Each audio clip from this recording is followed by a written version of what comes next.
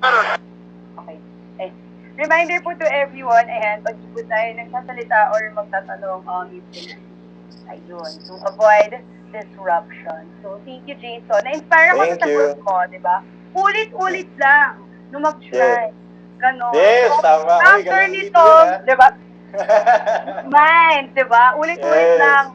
Subok-subok lang. Dahil dyan, Tama. magko-cover na ako mamaya. Diyan! Ay, abangan ko yan. Di ba? Abangan Send niyo ko yung sa'yo, yung Jason. ulit-ulit dance challenge. Ay! Song lang tayo, huwag tayo sa dance. Song lang ba? Song lang. Sige, sige. Song lang. Ulit-ulit Sa'yo ko cover na-inspire. challenge na lang. Ulit-ulit. Ulit-ulit. Sige, sige. Ayan. Yeah. Okay. For our next set of questions, we have from Pepdog PH, Ludmila Fungo, sorry if I mispronounce it.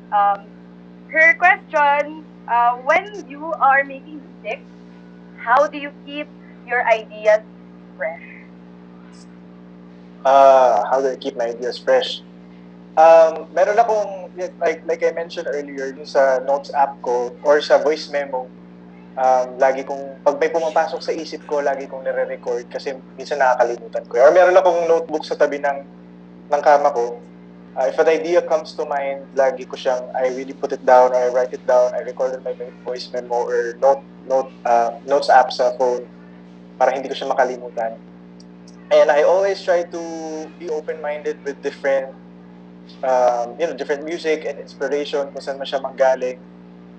I try to keep in mind, pag na-inspire ako with something, so, uy, okay to I try to take different bits and pieces from, different areas in music and I try to incorporate that sa music ko. If it makes sense, di ba? I always try to keep an open mind. I listen to a lot of music, consume a lot of music. I subscribe sa mga playlist ng mga Spotify natin to be inspired by kasi ang daming ngayon, ang daming magaling, ang daming mga bata na sobrang inspirational na kaya na nilang gumawa talaga ng mga quality, magagandang mga music talaga. And I'm very inspired by them. So, siguro yun, I try to keep an open mind and I always try to jot down or write down all of my ideas para lagi ko siyang nababalikan. Like with Ulit-Ulit, matagal ko na siyang nalagay sa notes app ko and when I was like feeling inspired, binalikan ko lang siya. So, uy, meron akong bangko dito ng mga concepts and mga titles na pwede kong gawan ng kanta. Okay. So for our next question, what do you think is the most important thing that your fans or the listeners should know about your latest music? Siguro this song kasi is very dear to my heart kasi nga I wrote it myself and it's been a while, it's been years since I wrote this and finally lalabas na siya. Ano ba, 6 years? 7 years? So I just want people to know that this is it's kind of like my baby na parang inano ko talaga. I was very particular with the production. I really worked hand in hand with the music producer, si Teo Martel. Talagang back and forth kami sa production ng kanta. Message kami lagi na, gusto ko, pwede natin palitan. And sa recording din, I was very particular with the backups and like sa mga ad-libs. Medyo matagal din ako sa studio. So I hope that people can see the efforts that I put into the song, yung mga konting mga nuances and yung mga backups na nilagay ko, sana ma-appreciate nila. May mga ibang parts dyan na kasi na-OOC ako na, uy, parang hindi masyadong sakto ng and instead of going back to the studio, dito ko na lang sa bahay nire-record. Sabi ko, magsisend na lang ako ng vocal corrections, record ko dito sa bahay, so sisend ko sa kanya. And also with the whole rollout and the release of the song, concept ko kasi lahat including the visuals and the music video and even the photos, the cover. Dito ko lang yan sa bahay shoot. Yung iba sa mga pictures. So yung world building talaga ng kanta is it's all me. It's all my ideas. So I hope that people see that and appreciate that from the whole experience ng kanta. Ayan. Thank you so much, Jason. Ano naman ako? All right. For our next set of questions, we have Jixie Daus from Teen Zone Magazine. Ayan, she will be the one to ask questions. Alright. Yeah, hello. Hello, Trixie. Hi, ayan. So, congratulations, Jason. And of course, I really enjoyed the video. Because Thank you po. I'm a fan kasi I don't know if you know the series Orphan Black. It has clothes. I'm like, wow, Jason. Yes. Ganda, ganda. Yeah. Okay, so let me just fix my camera. Hold on. Ah, okay, so my first question, of course, the song is Ulit-Ulit. Do you have any habits like that that you are it's more of a compulsion, ganyan. Yeah. Nako, I'm trying to really cut down on mahilig ako mag-snack sa midnight. Snacker ako eh. So, like, I try to cut down on it na dati talaga everyday. Kasi ngayon, sobrang dali na lang magpa-deliver ng pagkain eh. So, Yeah. but I'm trying to cut down on it. Dati talaga everyday. But now, since medyo tumatanda na ako, hindi na ganun kabilis yung metabolism natin, na ano ko na, parang mabilis na. So, yeah, I'm trying to eat healthier na by cutting down on snacking. Pero once in a while, I indulge naman din. Minsan nagpapadeliver pa rin ako ng pizza, mga once a week, mga ganun. But, snacking talaga yung bad habit ko. Mahilig ako mag-snack talaga. And ano pa ako, mahilig ako sa savory, mahilig ako sa chips, mahilig ako sa maalat. So, yun yung medyo paulit-ulit ko na habit. Mm-hmm. Yeah, may I ask what kind of, do you have like a particular chips and I mean yung sour cream and cheddar na Ruffles, yung favorite ko. Wow. What's there time na like food became an inspiration for a song? Ooh. Parang wala pa naman, but that's a good idea. I'll keep that in mind. I can use that as an inspiration. Yeah. Pwede. Pero sana sponsor nila ako. Pero pag napanood nila to. So my second and last question is ano yung masasabi mong like pinaka-significant change sa'yo from before? I mean, the Jason D from 8 years ago na nanalo ng The Voice compared to the Jason D who released Ulit-Ulit na. Siguro, I think when it comes with the ano na rin, with your experience mo and your age mo. I think mas hindi na ako masyadong ano nga tawag doon? Yung imposter syndrome. Yung parang dati... Kaya mo yung idols mo, ganun. Or... No, parang imposter syndrome na parang feeling ko hindi ko siya deserve. Parang masyado kong dinadown yung sarili ko before. Yeah. Like even on The Voice, I felt like, should I be here? Parang deserve ko ba na nandito ako? Or parang deserve ko ba na manalo ako after winning The Voice? But more and more, throughout my career in the 8 years, I've learned to be kinder to myself and to be more uplifting to myself. Mas iniiwasan ko naman yung mga negative, yung talking to yourself na parang dinadown mo yung sarili mo. Kasi hindi siya nakakatulong. So, yeah, I feel like I'm a lot more, hindi na ako masyadong, I'm still working on it, it's still a work in progress, pero hindi na yung parang, lagi akong nagda-doubt na, dapat ba nandito ako? Parang hindi yata ako magaling, hindi yata ako worthy, hindi yata ako but kailangan mo lang talaga makinig sa sarili mo and try not to be influenced by the negativity out there, especially online. Maraming mga bashers, yung mga ano. So, yeah, I think ngayon mas ano na ako ngayon, medyo mas yung confidence ko rin siguro nag-grow and yung pagiging yung parang worthiness mas nag-grow for me compared dun sa 8 years ago na Jason na parang medyo may mga insecurities pa. Ngayon medyo better na, kumbaga. I'm still working on it, but it's a lot better. I've come a long way since 8 years ago. Okay, thank you very much, Jason. And Salamat po. Thank you, Trixie. Thank you so much. Alright, thank you so much. And for our next set of questions, naman, we have Januar Junior Abuha from the Freeman. Yes. Hello, good afternoon. So I'm from the Freeman from Cebu, so mayong hapon. Uy, may hapon. Yes. So I just have one question for you, sir. And of course, congratulations on the release. So you have been a Thank you. Kapamilya since the start of your career, but you have released your music with other labels outside ABS. This is your first release under Star Music. So what made you finally decide to release your music under them or in the house?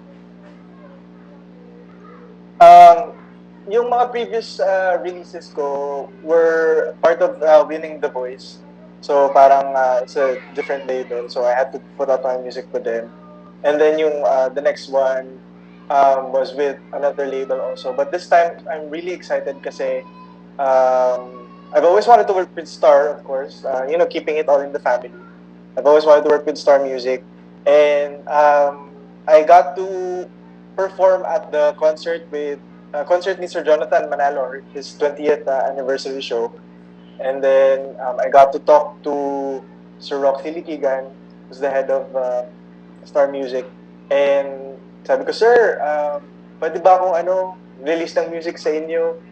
And he was very open to the idea. And then we met, nagkaroon kami ng meeting. I discussed all my ideas to him, to everyone at Star Music. And I love how they were so supportive. They were really ready to help me realize my vision. And yan ang gusto ko sa isang label o sa isang management. Yung talaga susuportahan ka. And they're just there to guide you throughout the journey and the experience of, you're releasing your music. So I'm very excited to be working with Star Music. Iba yung feeling na sila yung katrabaho ko. Sobrang ang gagaling nila, sobrang efficient. Yung batuhan namin ng mga ideas sa group chat namin, masaya kasi talagang na-execute ng maayos yung mga ideas ko. So, yeah, I'm very, very happy to be finally working with Star Music. That's all for my questions. Thank you. Thank you, John Moore. Thank you, Januar. Naiyak ka naman ako dyan. Naiyak ka na naman, Simone. The Star Music, on behalf of siya. Kasi media ko Yep. ko pala. It's really an honor to be working with you. Ayun. Thank you. To ask you questions now. Sobrang idol kita actually. Fan girl pala dito. Salamat naman. Balik you. tayo sa program. Papagalitan ako ng mga boss. Shit. Yeah. So from Anne Manggis, from Push, the first question is, have you ever come to a point in your career na parang paulit-ulit na lang? Or getting stuck in the process? So, if na-experience mo na, how did you go past that wall? Siguro what comes to mind was yung talaga, nung ka-pandemic. When everything was halted talagang tumigil lahat. And nawala ng trabaho, nawala ng mga racket. So syempre talaga it was really a dark point in my life and in my career as a singer, as an artist, kasi we were probably the last ones to get back, go back to normal, kasi nga parang syempre unahin muna natin yung mga essentials talaga. But it was like yung uncertainty na ang tagal na parang everyday ulit-ulit na lang na walang nangyayari, walang trabaho, walang work. Namimiss ko na mag-asap, namimiss ko na mag-perform live, namimiss ko na makakita ng mga audience, yung makarinig ng palakpak. And yun, paulit-ulit na lang na ganito, na Zoom dati. Kahit nung nag-aasap kami, nasa Zoom lang kami or nagpapadala lang kami ng videos. Diba? It's not the same as to be actually like performing and being in front of people. But thankfully the world is starting to go back to normal naman. Hopefully, the trend is continuing and sana wala namang mangyari, fingers crossed. But siguro, yan siguro ang naiisip ko na point in my life na medyo I had to overcome. Kasi yun nga, na-mention ko rin kanina sa previous question, yung parang imposter syndrome ko na bakit yung iba na parang ngayon, kahit naka-pandemic, may trabaho sila, may ganun sila, may ganun sila. Or like, meron silang mga, comparing yourself to others again, bilang, comparison is the thief of joy, kumbaga. So parang ano din, kasama din yun sa time. But I really had to talk myself out of it. And parang i-convince ko yung sarili ko na walang magandang mangyayari sa'yo pag ganun yung pag-iisip mo. So, yeah, yun. Alright. So, you mentioned that you were able to reach your dreams from when you began 8 years ago. So, what would you consider the top 3 highlights of your career so far, and what are your next set of goals moving forward? Top 3. Siguro being part of ASAP, syempre. I think a lot of our singers, our upcoming singers, isa yan sa parang checklist talaga nila, bucket list nila na makaperform sa ASAP. And just to be a regular, just to be part of the ASAP family in itself is an honor talaga. Siguro mounting my first ever para major concert back in 2016. That was a highlight of my career talaga. And releasing music is really something that I enjoy, something that's really important to me and I'm really passionate about. So, yung mga ganito, like mga single releases, album releases, I would consider that a huge highlight of my career. Kasi dati, ano lang naman ako eh. Record lang sa SoundCloud, cover lang sa YouTube. So I would have never thought that I'd be able to release actual music that people can consume and people can stream and people can play, diba? And yung lawak ng abot ng kanta mo, especially with the streaming age right now, is global, it's international. So I get messages from like people in the US or people from other countries na, "Uy, I listen to your song," and stuff like that. So I think that's one of the major highlights that I would consider sa career ko. Okay, thank you. Yung ano daw, next set of goals mo? Next set of goals. I would definitely want to do another major concert sana, hopefully soon. Sana magkaroon ulit. What else? Tour more countries. That's why I'm very excited with the tour that we're gonna do sa June with the Cornerstone artists. Kasi I'm very excited to travel again and perform for our kapamilyas again abroad. What else? Just release more music. Yung na-mention ko kanina na mini album yung EP natin. I'm very excited with the music that I'm about to release. And to be, shooting more music videos. Releasing more music. Isa yan talaga sa mga, kasi matagal akong hindi nag-release ng kanta eh. So, isa yan sa mga upcoming goals ko talaga. Okay, thank you so much, Jason. So, from Labixi of Big Buzz, it took 8 years, no, bago ka maging part ng Star Music family. So, how does it feel? And ano yung mga learnings mo sa journey mo na to? I'm very thankful, first of all. Very grateful for everyone at Star Music for having me. And finally, yun nga, 8 years in the making, finally, I'm part with Star Music na. So far, the experience has been incredible. I've been really happy and really fulfilled with the experience of releasing the song so far. Sabi ko, na-mention ko kanina, the group chat is it's lit. I love talking to the people there sa group chat kasi ang bilis kausap, ang bilis magbato ng ideas, efficient, everyone from the digital to the marketing, to everyone sa Star Music has been really kind to me and really supportive of me. And of course, everyone in Cornerstone, also my management, I've always been very thankful for being with them and for them managing me. So, parang ang ganda nung mix, ang ganda nung collaboration ng Star Music and Cornerstone management. So I'm really thankful that I'm with them both now. And I'm really excited with all the things that we are gonna be releasing soon. And excited na akong mga iba pa mga gagawin natin sa Star Music. So, yeah, I'm very, very happy. Okay, efficient kami. Pinapick up ko din, efficient kami guys. Yun ang takeaway ni Simone, efficient. Pag nag-message, ganito, reply agad. Yan. Ayan, shoutout sa Char. Ayan. So for the next question,